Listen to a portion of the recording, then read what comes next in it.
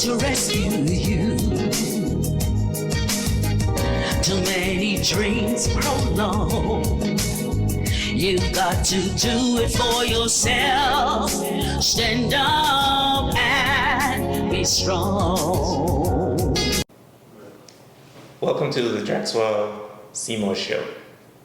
Now, you know, something that's very dear to me, or something I'm very concerned about, is the shanty towns here in the Turks and Caicos Islands. I did a video on the increase in shanty towns. I wrote about 2 articles about it. And today I also did a show on Financially Speaking. That's another show I host on Radio Turks and Caicos. It's a big concern, not just for me, it's a big concern for most of us here in the community, where there's so many informal settlements in this place. And I know that the government has, I think about a year ago, in November 2022, I believe, I could be corrected, they created the Informal Settlement Unit, and the strategic lead is Justice Simons.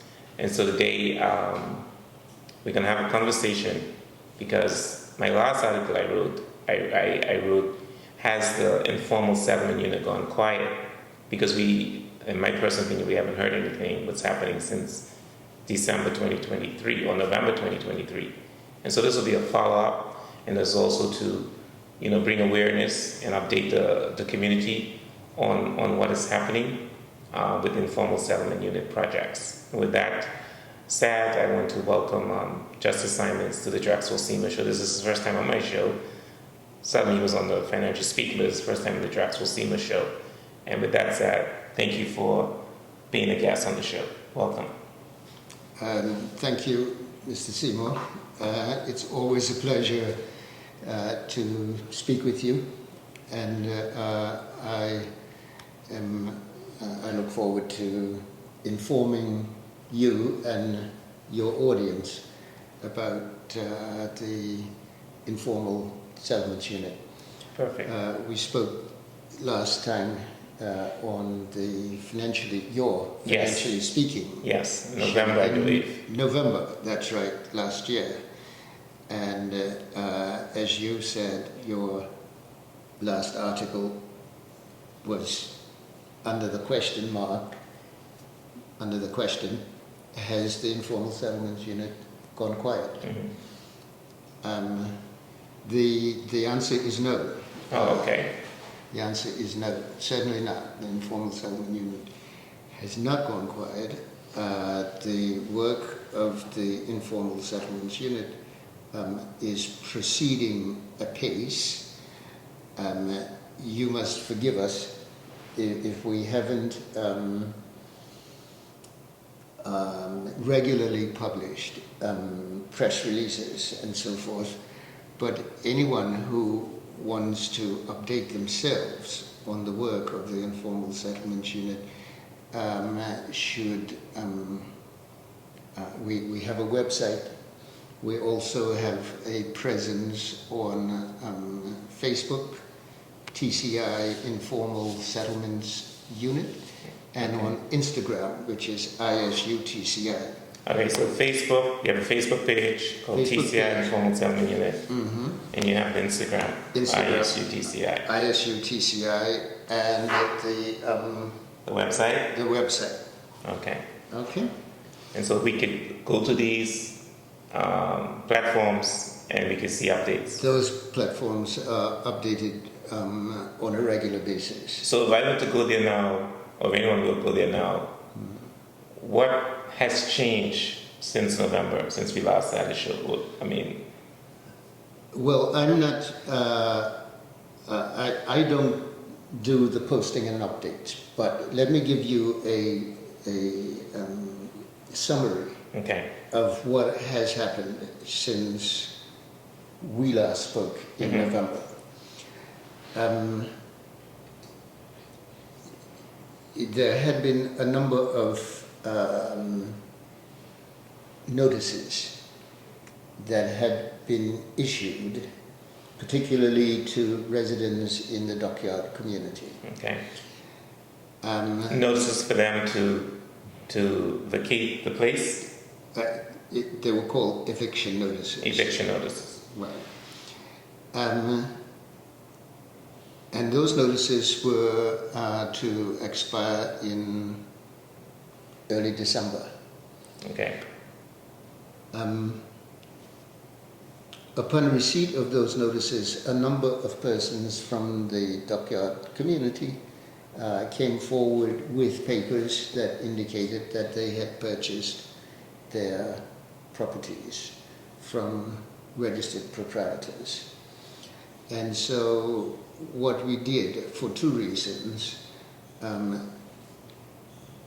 mainly to have a look and assess the papers that we were shown, suspended the notices. But okay, so that's Just let me finish. Mm-hmm. Suspended the notices. Those that suspension did not affect the work of the continuing work Okay. of the unit. For example, the Crown Land Unit's efforts to clear Crown lands Mm-hmm. of informal settlements continued and have continued. There have been 2 clearances of Crown lands within the last 2 weeks. Oh, really? Yes, one in Blue Hills and one in Five Keys. was it a lot or just 1 or 2 land properties? Well, we measure the progress by the service of notices. Okay. And the lands that were cleared in the last 2 weeks, one in Blue Hills, one in Five Keys, there would be parcels. Okay. There may be a number of structures on those parcels. All right. And we measure the reclamation by the notices. acreage Okay, the acreage. that has been reclaimed. And you don't know how much acreage that was in Blue Hills and Five Keys? No, I cannot Okay. All right. say exactly. But I want to go back to what you're saying earlier. We mentioned that upon when you send the notices out, Mm-hmm. upon the receipt by these owners, they came in and they said that they bought these land. Mm-hmm. But even if they bought the land, are the structures that they're in, are they legal? Some of them are. So they got permission from planning? No. That's what I mean. No, there is no planning permission anywhere So in that shouldn't hold you up. But some of them meet the standards that would have for which planning permission would have been granted. You say that shouldn't hold us up. It holds us up in this way, that the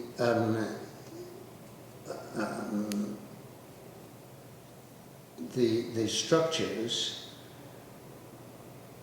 if they meet planning standards for the TCI, it may be better to preserve them and regularize them. Really? Even though it's not approved by planning? Even though it's not approved by planning. Because to demolish them, right, is 1, costly, 2, it puts persons, displaces persons, right, and 3, it may well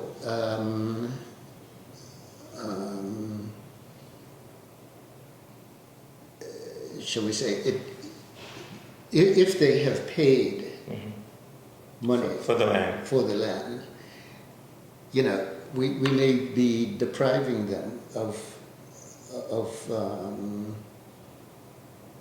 of property Well, if they own them, in which they may have at least an equitable interest. if they own the land, we won't deprive them of their land. They'll be deprived of the structure, because if the structure is not approved by, because if my house in Turks, if I go and build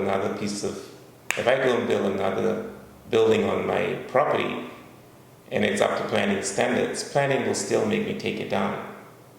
So I don't understand why we still want to preserve something that is not approved by planning, because if I were to build, or somebody else were to build, I would be told to take it down. We have this problem in Providenciales, as you know, a serious housing shortage. That's true. If people in Dockyard were displaced, the question would arise: Where they go? Where do they go? So I thought this exercise was about, though. We're going to be working with, I thought the informal settlement unit will be working along with Crown Lands, working along with the Ministry of Housing, to come up because what's going to happen, in my opinion, is that if we don't send a clear message, and I know we don't want to displace anybody, we want nobody to be on the streets and stuff like that, but it's going to encourage more people to build, because they say, oh, well, we meet the planning standards, it's okay, they're not going to do anything. Well, and that's what I'm afraid is going to happen. We have made it clear, and I make it clear now, that persons who are contemplating or who are engaged in construction without planning approval should stop. Stop now. Dockyard is a special case because it arose from, well, their particular circumstances. It's very complicated. Yeah, I understand. But persons, in particular persons who are building or are contemplating building on Crown lands should stop, because... Just Crown land? What about private? Well, I'm going to come to private lands. Should stop. There is no way that you can acquire ownership of Crown lands by adverse possession. And whatever you build is going to be taken down, and you're going to lose your investment. So don't do it. So far as private lands are concerned, the minute you build anything on land that does not belong to you, you're trespassing. And the private land owner is entitled to have possession of his land. Yeah, because that's his land. Yes. So it doesn't matter whether you have A structure. a roof on your structure and you're living there. If the private landowner comes along and say, "May I have my land, please?" the law is obliged to assist him in the recovery of his land, and that is what the ISU will do. So let me put it this way, I would urge persons, again, do not build without planning permission. Do not build on lands which you do not own. Otherwise, this problem, as you say, is going to continue and be aggravated. So, I know when we were on the show, on Financially Speaking, you mentioned about adding a complement staff. I don't remember, 14 people, I think that was the plan. Have you increased your staff, and are you going to have any of your staff in these areas? Because even though you're telling people not to build, it's going to be demolished, people are not listening. If nobody's out there monitoring what is taking place in these areas, they're going to build. I tell you this right now, they're going to build. You can say anything, tell them not to build. They're going to build. So I think in order to stop this, we need to have people on a regular basis in the areas, monitoring the areas, and as soon as they start, we demolish it. But if nobody's going to be monitoring it, and we're going to come and tell people not to do it, they will still do it. Well, I'm comforted by your support, obviously. Two things. One is that the efforts that you mentioned are being made. Okay. As I said, within the last 2 weeks, Right.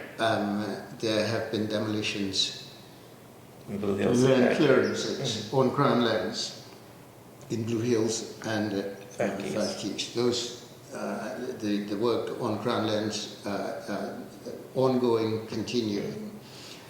In relation to private lands, there are a number of notices which I think that may have been approved by the planning board within the last 2 weeks, Okay. to be served on persons occupying lands owned by private owners who have contacted us and said, will you please Assist. assist Okay. in removing Okay. these structures. Gotcha. And the locations, I don't want to give parcel numbers and so forth, but locations, I can say broadly, are in the Bight and the Blue Hills area. Blue Hills and back. Okay. I know. I want to go back to the 2 weeks. Something that happened 2 weeks. You mentioned Blue Hills and you mentioned Five Keys. Early in the conversation, you mentioned the concern about, persons being displaced. So those 2 areas that was cleared down, do you know what happened to those individuals who were staying in those homes? Because I know you mentioned that you don't want to displace people. Those homes would not have been occupied. They're not being occupied. No, those buildings, structures, Really? would not have been So they're occupied. just sitting there. Yeah, I mean, people were in the process of, like you say, building. Oh, I see. Right. Oh, so they're building to become occupied. Exactly. Oh, with the okay, intention okay. of being occupied. I got you. But the idea is to remove these structures Before becoming even habitable. before they reach roofing over stage, I see. and then. And those were the examples in Blue Hills and Five Keys Yes. 2 weeks ago. Yeah. Oh, okay. I just wanted to clear that. And I just wanted to address another question you asked. May I article? Staffing. No. Oh, the staffing. Yeah.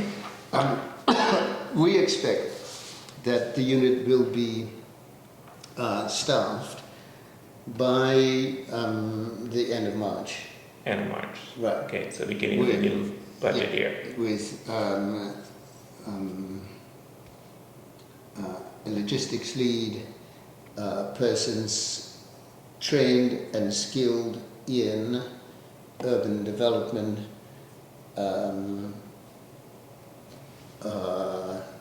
containment, and those kinds of skills that the unit has to be possessed of in order to deal with this problem. Okay, so those ads out there now, basically. That is being attended to now. It's in the process of procurement, and hopefully we will have that resolved Okay, by end of March. before the end of March. Yes. Okay. I think on the show too, I just want to recap some of the stuff you mentioned on financial speaking. As I can recall, I think you said that the informal settlement units covered an acreage of 500. Is that what you said on Yes, the show? So about 500 think acres throughout the Turks and Caicos Islands. 500 and about 550 acres Right. throughout the TCI. And there's like 38 or so different areas in Provo, I believe. You mentioned. Well, settlements, 37 in Providenciales. 37. Yeah, I think 9 in Grand Turk, 1 in North Caicos. Okay, okay, one amount, okay, one settlement. So now, Yeah, we think we haven't investigated it in that in any depth. Okay. Yeah. So those 37 settlements included the two you just demolished in Blue Hills and Five Keys. Well, yes, let's put it this way: the two that we've just demolished were included in the 37 settlements. Included. Yeah. Okay. So I want to go back earlier. Now you say you're investigating. Your office is investigating the persons who claim that they own the land and dockyard. Mm-hmm. How long? This is December now. In February. How long will this investigation takes place? And can you talk about it? Have any progress has been made? Because I know you have to verify and make sure that the ownership is valid. When do you expect for this investigation to come to a conclusion? Well, two things. One, I don't think it would be appropriate for me to go Discuss it? Yeah, Okay. into detailed discussion about it. Fine. Mm-hmm. Except to say that the ownership is not in a form that can be registered. Like how, for example, you have your house in Chalkside Mm-hmm. registered in the name of Drexel Seymour and Correct. Mrs. Seymour. Mm-hmm. The way these transfers in Dockyard were attended to doesn't permit registration. Oh, so it's probably not mutated or nothing like that. Yeah. Exactly. Yeah. Mm. But you do have people who have Who paid paid money, built with the understanding that they own it. with the understanding that they own it. So it seems to me then that we need to do some education as well. Oh, absolutely. I mean, and we say, and if anyone looks at the website, you will see notices and pleas and cautions. Mm-hmm. Do not build on land that you do not own. If you are purchasing land, make sure that the vendor, the person who's selling you this land, can transfer to you title that is registrable in the land registry. And in addition to that, do not build unless you have planning permission. And do not build. And so Even on your own land, yes, as you mentioned. if they had gone to planning with plans, they would have known they don't own the land, because first of all, planning would have verified the ownership, because you have to show land registry. One of the documents that you have to show to planning in order to get planning permission is Proof of ownership. Copy of the land registry. Land registry. So they would know then. Proof of ownership. They would have known then That's that, right. hey, wait a minute, I got tricked. I don't own this land. Exactly. And so that's another area too. So even though they built, think they own the land, but they still built illegally because they didn't go to planning. Because they didn't go to planning, even though they might own the land. I mean, look. Even though they paid to own it. The process is this. The process is this. And I hope I can. I'll try to simplify it as much as possible for your listeners. You see a building site, a lot, a house lot that you like, and you find out who owns it, and you negotiate the purchase. Make sure that the person that you're buying it from show you the boundaries. Each parcel of land has survey boundaries. Show me the boundaries. Show me your proof of your ownership of this land. And when I pay you my money for it, you assure me that you're in a position to transfer this title to me. and then, so that's the purchase of the land. When you get the transfer deed and the copy of the land register, you have your plans drawn up. You go to planning and you say, here are my plans for the house that I want to build, and here is this land register that shows ownership. that I own the land. Wow. You're right on that part. Yeah. If you approach it like that, you just can't go wrong. Yeah. But if you do otherwise, then your position is insecure. Yeah. Not only that, the position of your children who may inherit from you remains insecure. Yeah. You are creating a problem rather than helping to solve. Wow. Yeah, it's a shame. What is next on the agenda? I know we just did the Blue Hills and 5 Keys. How do you go about determining which settlement you're going to deal with in terms of giving notices? How do you do you have a particular structure? No, well, I mean, so far as Crown Lands is concerned, what has been happening is that the Crown Lands people have really been responding to what you mentioned earlier is an upsurge in illegal structures.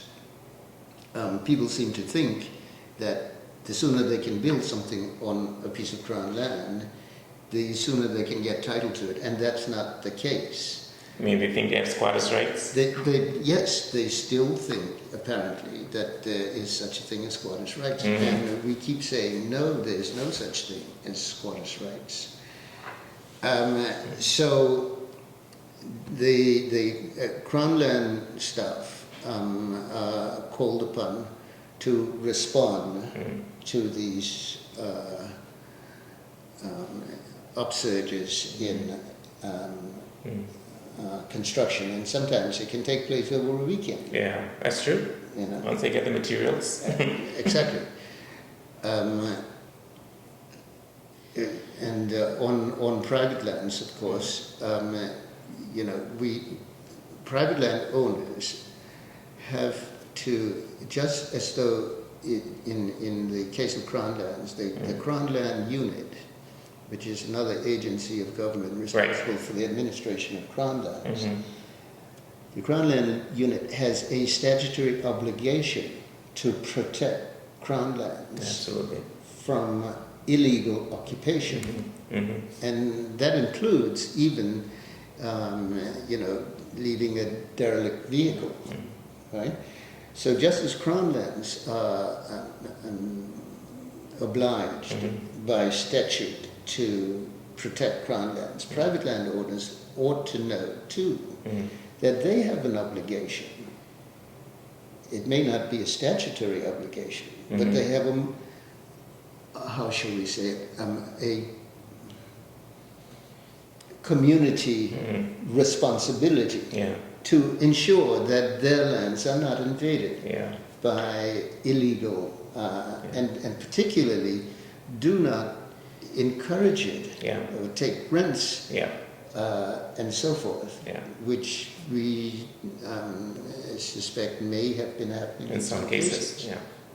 But now they could come to you for guidance though, right? The private. Oh, absolutely. Because all of them didn't know what to do. They were scared because so many people living on their, have built on their plan. They're afraid. In lots of cases, they are afraid to confront the people. They're very afraid. That who are occupying their lands. These people can become aggressive. In most cases, in lots of cases, they don't even know who the people are. No. So when do you think that? When can people expect to see a major transformation in this informal settlements that exist in Turks and Caicos? I know it takes time. You got to give the notices. You got to verify stuff. I know you've been now in existence since November 22, right? It's been a year now and 2 or 3 months. November 22. And I think is it a year and several months, yeah. Yeah, because I believe the initial things for 3 years. 3 years. By So, 2020, even 2 Well, years we're from running- now, 2025, I want to have 25 settlements in yeah, here. that's a good question. We're running a dashboard. Oh, yeah, dashboard. We're counting down. Okay. So that dashboard is it's on the website and it's Oh, okay. Well, that means I and didn't go on it's your being- website. That's it's really being- bad, right? It's being updated. Now, I don't mean to indicate that the solution is 6 months away. Remember now, this phenomenon of informal settlements, I believe started, well, we trace it back to the mid-1990s. Mid-1990. Okay. Yeah. I came back home in 91. So we're talking about, 30 or so years. So it's going to take time. Yeah, it will take time. It will take time. You know. 3 years. 3 years. I think it was optimistic. Yeah. In the first place. Yeah. So I would urge people like yourself and your listeners to be patient. No problem. It's just that we don't want to see, as your department, reduce the numbers that's in existence, more start billing. Oh, yes. That's the thing. We don't want to see and that. that's, And it'll show there's no that's always a risk. Yeah. And that's one of the reasons why we try not, if we can, to displace persons, because what could happen is that they can move from the bite To another location. 5 Keys in Blue Hills, or. But we are determined, the government is determined, that a handle is going to be Okay. had on this phenomenon, Okay. and it's going to be reversed. The first stage of that is to stop the proliferation, Yeah. and that's the stage that we're still in at the moment. So I see we need the housing Oh, development, absolutely. the housing policies. We need someone to build some apartments and homes, because the displacement is a concern I see. So we need to somehow deal with speed up the housing initiatives. That's for anyone out there. So the government has put some policies out there, and if you're building apartments 5 units or more, you get 100% duty free. So that's an opportunity. And 2, we need to deal with immigration, because I'm quite sure that some of these individuals, not everybody, but I believe some of these individuals are illegal. So if they are illegals who are in these homes, then we shouldn't have to worry about displacement. If they're illegals, then they should be repatriated to where they come from. And that's the approach we've taken when a clearance exercise is scheduled. One of the agencies that we have on hand is immigration. Okay. And if persons who do not have status identified, they are processed and taken Got over and it. processed. Okay, that's good to know. That's good to know. Okay, I think we just about wrapping up the show. Do you have anything else you want to say that perhaps we have not covered that you'd like to address? So we will be asking next week.